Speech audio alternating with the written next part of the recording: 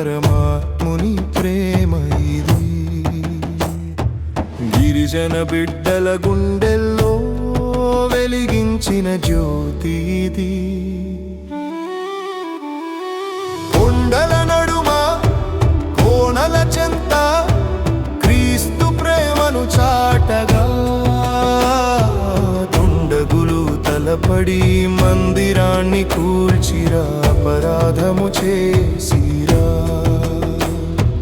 చెంచుల మధ్యన చిరునవ్వులు చిందించిన సేవకుడు,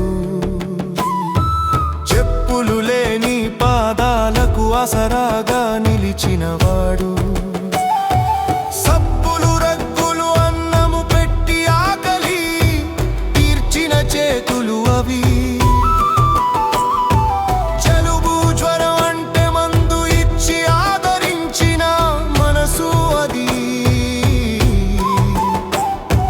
కష్టార్జితముతో కట్టిన మందిరం నెలమట్టం చేసిరా.